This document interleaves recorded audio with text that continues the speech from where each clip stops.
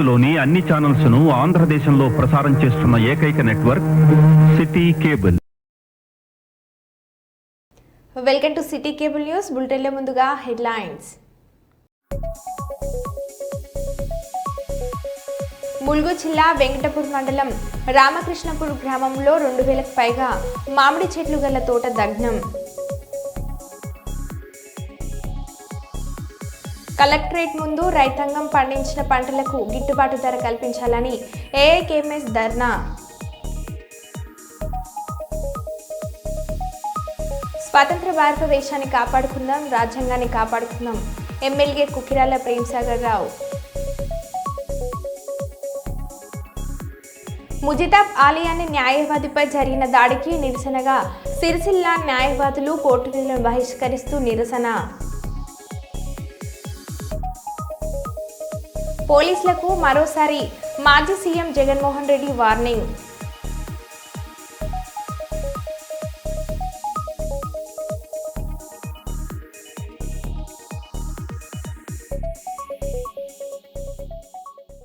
ఇక వివరాల్లోకి వెళ్తే, హన్మకొండలోని జిల్లా కాంగ్రెస్ పార్టీ కార్యాలయంలో హన్మకొండ జిల్లా కాంగ్రెస్ అధ్యక్షులు వరంగల్ పశ్చిమ ఎమ్మెల్యే నాయని రాజేందర్ రెడ్డి, వరంగల్ జిల్లా అధ్యక్షురాలు ఎర్రవెల్లి స్వర్ణతో కలిసి ఎమ్మెల్యే కడియం శ్రీహరి మీడియా సమావేశాన్ని నిర్వహించారు. ఈ సందర్భంగా ఎమ్మెల్యే కడియం శ్రీహరి మాట్లాడారు.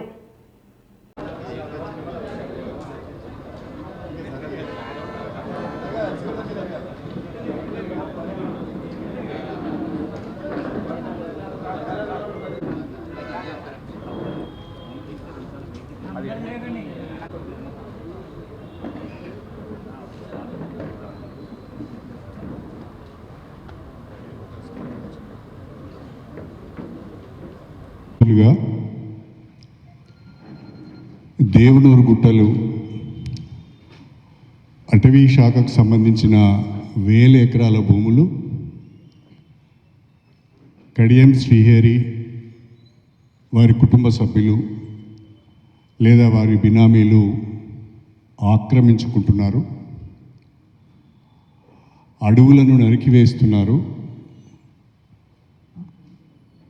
మొత్తం అడవులను సాఫ్ చేస్తున్నారు, తర్వాత సఫా చేయబోతున్నారు అనే శీర్షికన వార్తలు వస్తున్నాయి. ఆ వార్తల ఆధారంగా జనగామ ఎమ్మెల్యే శ్రీ పల్ల రాజేశ్వర రెడ్డి గారు, అదేవిధంగా స్టేషన్ గన్పూర్ మాజీ ఎమ్మెల్యే తాటికొండ రాజయ్య గారు అభూత కల్పనలతో, అసత్యాలతో నాపై వ్యక్తిగతంగా నీచాతి నీచంగా విష ప్రచారం చేస్తున్నారు, దుష్ప్రచారం చేస్తున్నారు. ప్రధానంగా ఈ వార్తలు ఎక్కువగా నమస్తే తెలంగాణ, టీ న్యూస్లో పెట్టి ఒక వ్యక్తి యొక్క నిజాయితీని, ఒక వ్యక్తి యొక్క ప్రతిష్టను దెబ్బతీయడం సరైనది కాదు. దీన్ని మానుకోవాలని చెప్పి నేను సూచిస్తున్నాను. ఆధారాలుంటే,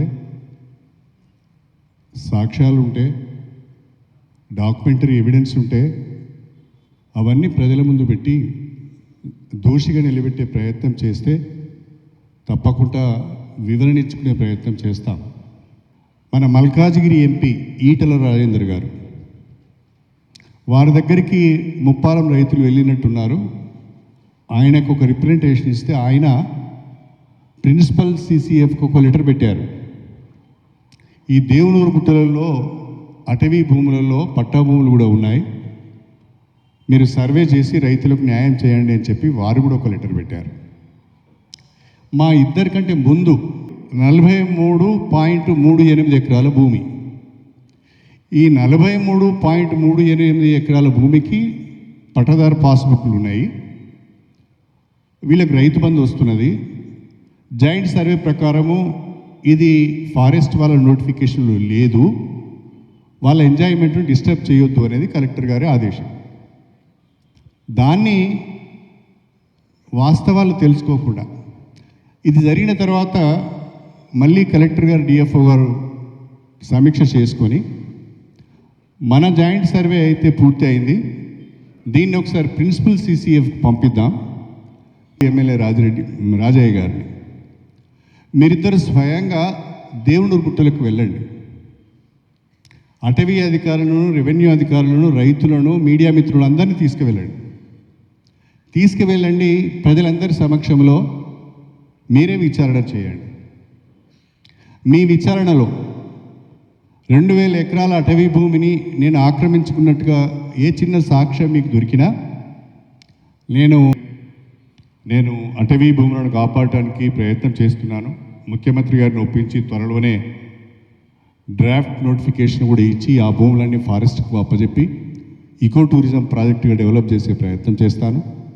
అదేవిధంగా నన్ను నమ్ముకొని నాకు ఓటేసిన రైతులకు కూడా అన్యాయం జరగకుండా ఆ పట్టా భూములు ఉన్న వారికి, నోటిఫికేషన్లో లేని వారికి, ఫారెస్ట్ డిపార్ట్మెంట్ నోటిఫికేషన్లో లేని వారికి వాళ్ళ పట్టా భూములు వాళ్ళకు చెందే విధంగా, వాళ్ళు ఇబ్బంది పడకుండా ఉండే విధంగా వాళ్ళకు కూడా నా వంతు సహాయం చేస్తాను. Thank you very much. ఎవరికైనా ఏదైనా డౌట్ ఉంటే అడగండి ఇప్పుడే. రాజ్యాంగ పరిరక్షణలో భాగంగా జై బాపు, జై భీమ్, జై సంవిధాన్ నినాదాన్ని ప్రజల్లోకి తీసుకురావాలనే ఉద్దేశంతో మరియు అంబేద్కర్ రచించిన రాజ్యాంగాన్ని పరిరక్షించుకోవాలంటూ హన్మకొండ జిల్లా కాంగ్రెస్ పార్టీ అధ్యక్షులు మరియు వరంగల్ పశ్చిమ శాసనసభ్యులు నాయని రాజేందర్ రెడ్డి ఆధ్వర్యంలో మంగళవారం వరంగల్ పశ్చిమ నియోజకవర్గాల్లో 7, 8 మరియు 10వ డివిజన్ కాంగ్రెస్ పార్టీ నాయకులు మరియు కార్యకర్తలతో రాఘన్న దర్వాజా నుండి రాజ్యాంగ పరిరక్షణ యాత్ర నిర్వహించడం జరిగింది. ఈ సందర్భంగా కార్పొరేటర్ తోట వెంకన్న మాట్లాడారు.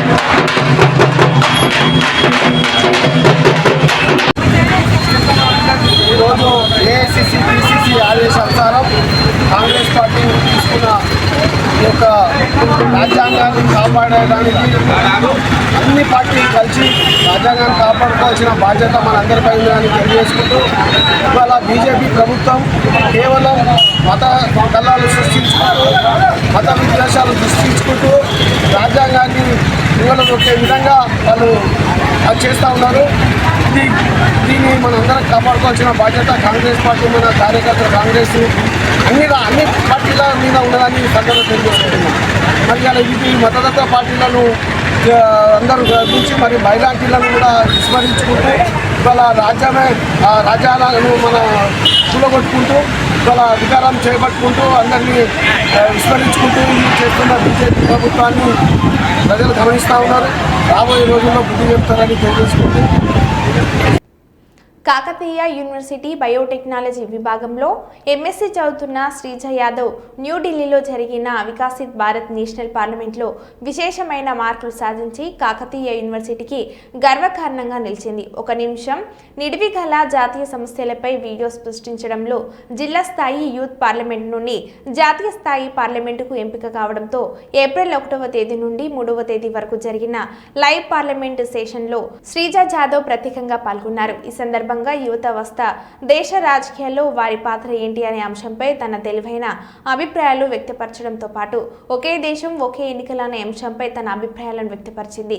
దీంతో ప్రతిష్టాత్మకంగా జాతీయ యూత్ పార్లమెంట్లో కాకతీయ యూనివర్సిటీ నుండి దాదాపు 15 సంవత్సరాల తర్వాత ఎంపిక కావడం సంతోషంగా ఉందని శ్రీజ యాదవ్ తెలిపారు.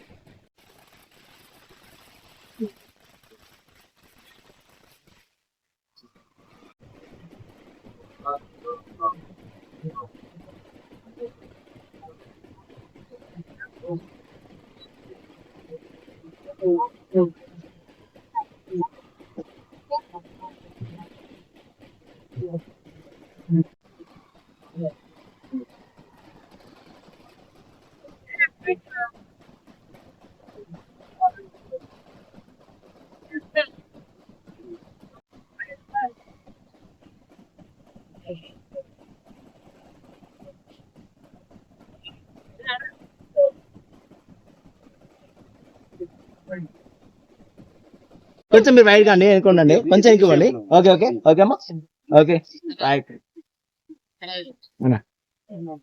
Srija Jadhav and I am pursuing my Masters in Biotechnology from Kakatiya University.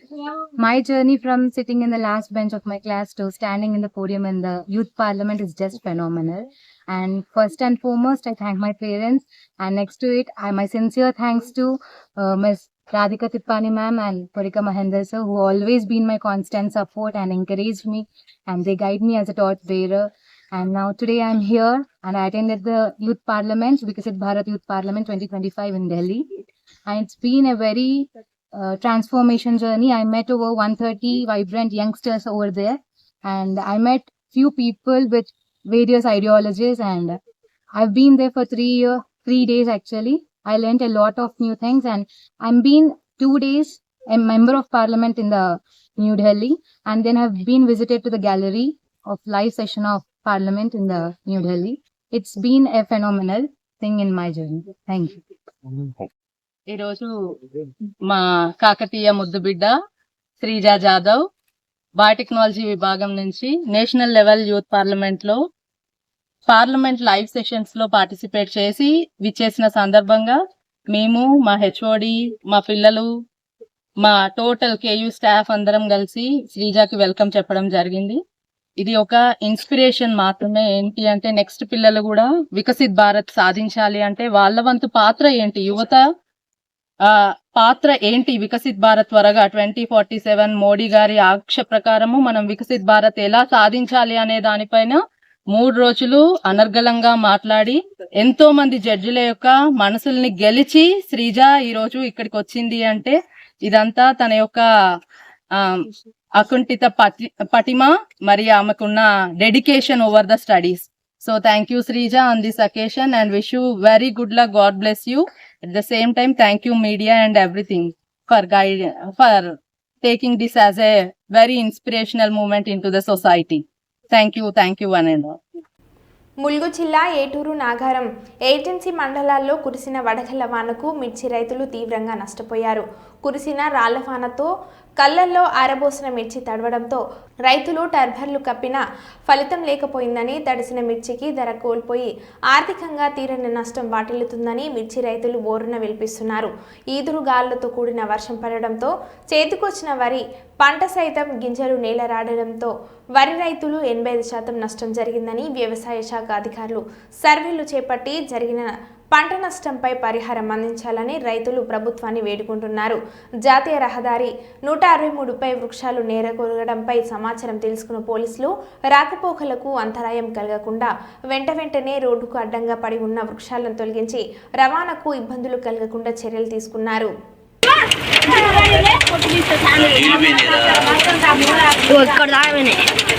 ఇగో కళ్ళల్లో రాళ్ళ వాసం చూసుకోండి. ఇక రాళ్ళ వాసం పడతాయి. ఇక అదే వీడియో పెట్టిన నల్లూరులో ఇది రాళ్ళ వాసం ఫస్ట్ టైం పడుతుంది చూడండి. ఇక ఒడ్లు మొత్తం నడిచిపోయినాయి, రాళ్ళు పడ్డాయి, అయిపోయింది.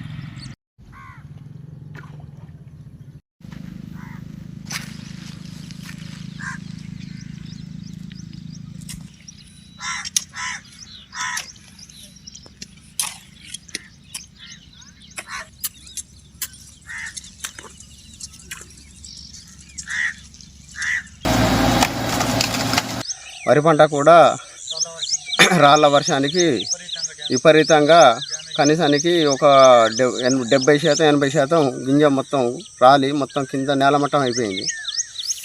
నాకు సుమారు ఎకరానికి నష్టం ఒక 25 నుంచి 30 బస్తాల నష్టం జరిగింది. కావున నాకు గవర్నమెంట్ నుంచి కానీ అధికారుల నుంచి కానీ వచ్చి చూసి నాకు ఏమన్నా సహాయం చేయాలని నేను కోరుతున్నాను. ఎందుకంటే నా ఉపాధ్యాయం దీని మీద నా బతుకుదేరు కాబట్టి నాకు గవర్నమెంట్ నుంచి ఏమన్నా వచ్చి చూసి అధికారులు వచ్చి చూసి నాకు కొంచెం ఏదో న్యాయం సహాయం చేయాలని కోరుకుంటాను. నేను ఏటున్నార మండలం శంకరాయపల్లి గ్రామంలో నేను 2 ఎకరాల మిర్చి చేశాను. చేసి పూత కూసుకొని కళ్ళంలో ఆరబోసుకుంటే రాళ్ళ వర్షం అధికంగా పడి కాయలు మొత్తం పచ్చడై మొత్తం ఖరాబ్ అయిపోయినాయి.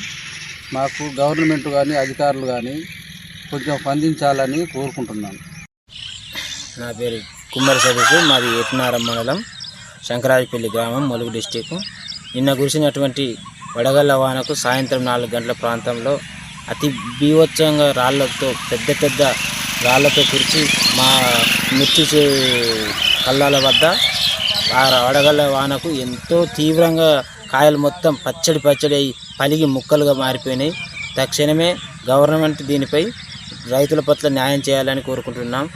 చూసుకున్నాక ఏమాత్రం గిట్టుబాటు ధర లేక ఎంతో ఈ కూలీ రేట్లు పెరిగినా కూడా సరే అలా పోతే ఏమొస్తాయని చెప్పేసి ఏందో ఏర్పడితే ఈ వడవల్ల వాన రైతులను చాలా తీవ్రంగా నష్టానికి గురి చేసినట్టు ప్రభుత్వం దీనిపై స్పందించి రైతులకు ఎంతో కొంత బాధ్యత చేపట్టాలని కోరుకుంటున్నాం. వరంగల్ పశ్చిమ నియోజకవర్గం అభివృద్ధి ధ్యేయంగా ఎమ్మెల్యే నాయని రాజేందర్ రెడ్డి 5వ డివిజన్ అభివృద్ధి ధ్యేయంగా కార్పొరేటర్ శ్రీమాన్ ఎనలేని కృషి చేసినట్లు మాజీ కార్పొరేటర్ మిరియాల్ కార్ దేవేందర్ అన్నారు. గ్రేటర్ వరంగల్ మున్సిపల్ కార్పొరేషన్ 5వ డివిజన్ పరిధిలోని కొత్తూరు బ్రిడ్జి చేపల మార్కెట్ వద్ద సుమారు 25 లక్షల రూపాయల నిధులతో సీసీ రోడ్డు నిర్మాణ పనులకు నగర మేయర్ గుండు సుధారాణి, వరంగల్ మున్సిపల్ కమిషనర్ తానాజీ, స్థానిక కార్పొరేటర్ పోతుల శ్రీమాన్తో కలిసి వరంగల్ పశ్చిమ శాసనసభ్యులు నాయని రాజేందర్ రెడ్డి శంకుస్థాపన చేశారు. ఈ సందర్భంగా మాజీ కార్పొరేటర్ మిరియాల్ కార్ దేవేందర్ మాట్లాడుతూ కాంగ్రెస్ ప్రజాప్రభుత్వ హయాంలో ముఖ్యమంత్రి రేవంత్ రెడ్డి నాయకత్వంలో అభివృద్ధి సంక్షేమం జోదెండ్ల మాదిరి సాగుతున్నాయని పేర్కొన్నారు. తెలంగాణ ప్రభుత్వం మాటల ప్రభుత్వం కాదని చేతల ప్రభుత్వం అని అన్నారు. కాంగ్రెస్ ప్రభుత్వం అంటేనే అభివృద్ధి సంక్షేమం అని అన్నారు. ఈ కార్యక్రమంలో డివిజన్ అధ్యక్షురాలు గాండ్ల శ్రవంతి, కోడెపక్క గణేష్, సురేష్ బాబు, ముప్పిడి శ్రావణ్, శ్రీకాంత్, స్వప్న, మోహన్ తదితరులు పాల్గొన్నారు.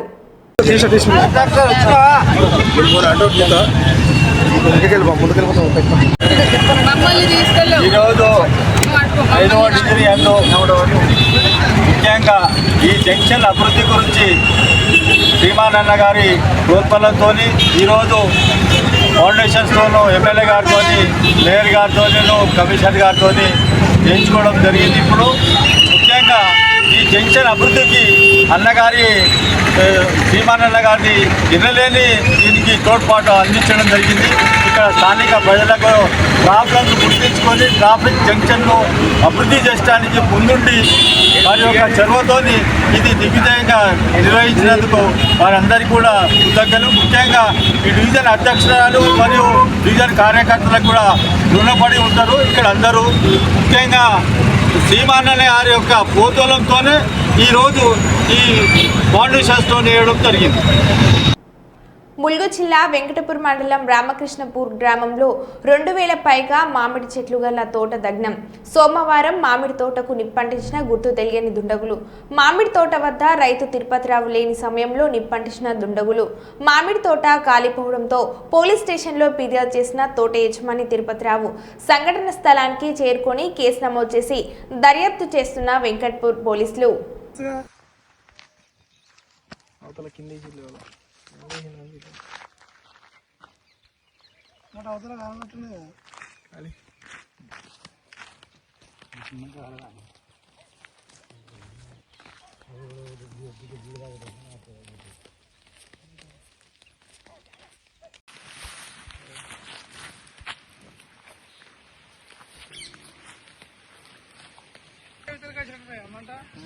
దాటింది బాబాయ్ గాడి పెట్టి చడకపోయినా అది కూడా అలగపోయినా మనకి ఇటు పడితే ఇబ్బంది కదా అనుకుంటుంది.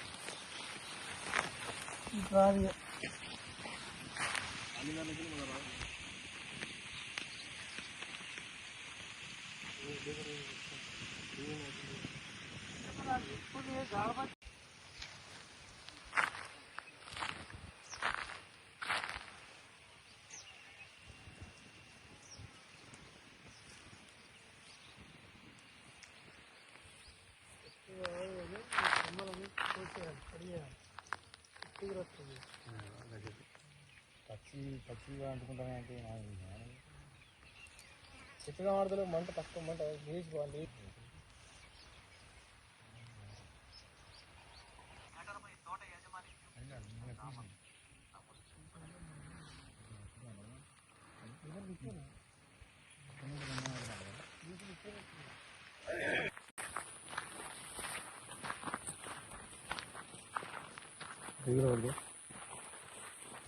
పట్టి పోదా ఉంటుంది.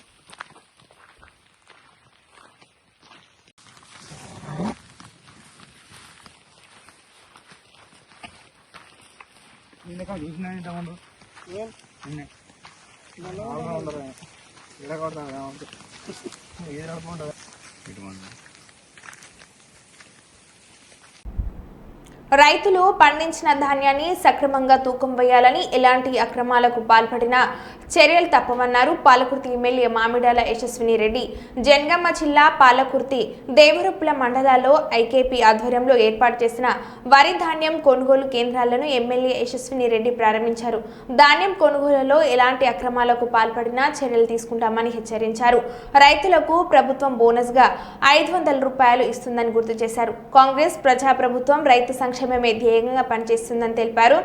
ఈ కార్యక్రమంలో మండల అధికారులు, బ్లాక్ కాంగ్రెస్ అధ్యక్షులు రాపక్క సత్యనారాయణ, మండల కాంగ్రెస్ పార్టీ అధ్యక్షులు గిరగాని కుమారస్వామి, నల్ల శ్రీరాములు, సీనియర్ నాయకులు ఎర్రబెల్లి రఘువరావు, SC ST BC minority cell mandal అధ్యక్షులు తదితరులు పాల్గొన్నారు.